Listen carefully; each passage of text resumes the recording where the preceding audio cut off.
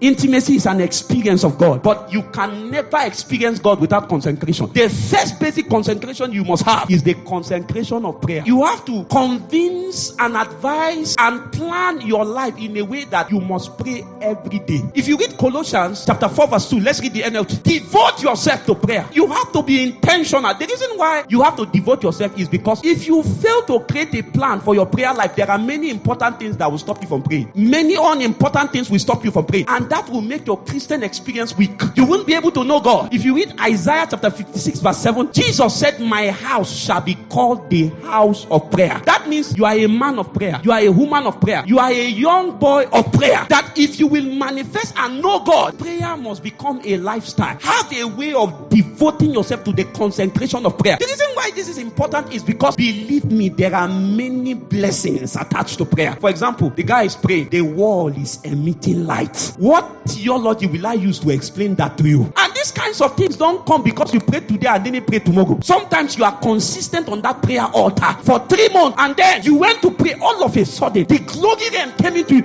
I remember that time when I started taking my prayer serious. Weak that day, I was so weak, I didn't want to keep to that prayer time. I forced myself as I knelt down to say, thank you, Jesus. All of a sudden, the atmosphere. So now the question is, how will I explain that realm to you? It's an experience that is for me. The man who will not pray will never experience God. Are there not times you went to pray, you were arrested there for 3 hours, you didn't plan it, and all of a sudden in that arrest, he was telling you everything about your life? You see why Christians are weak, running helter scatter? They don't have a consistent prayer life. They will put 12 o'clock that they will wake up to pray. They will keep it today, Monday. Before they come back to pray, it's on Friday. And they want to experience God. You have to make a covenant on the altar and tell yourself that as far as I'm concerned, in 2025, once it's 2 a.m. every day, you will find me here. Make sure in 2025 you build consistency. You devote yourself to prayer. Men ought always to pray. The guy wakes up in the morning. He's rushing because he has something to attend to. If you don't plan your prayer life, you will not be able to pray. You can't live your prayer life to chance and expect to keep it. It's a lie. Tell yourself 12 a.m. 12 a.m. is your time of prayer. It could be 12 to 1, but once it's 12, or God, jack yourself up in that tiredness. Just make sure you keep to it, because you know what you are doing is a journey of knowing God. There are times as you enter that your closet to pray, you will just discover that your wall is bringing light.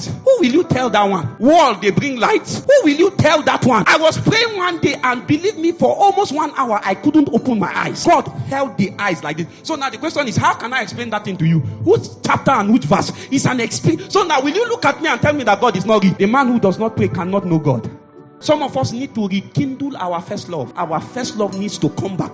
The same you that those days you can be on your cushion and you will be sopping for 2 hours. Nobody knows. There are some of us, those days we are hoping and praying that light goes off because it's just a room and parlor and all your siblings are watching movie. You are praying, let them take light, because it is only as they take light you can have some ventilation. There are people there, those days you could pay your transport to a far location just to pray. Now the brother says, I can't pray. I can't.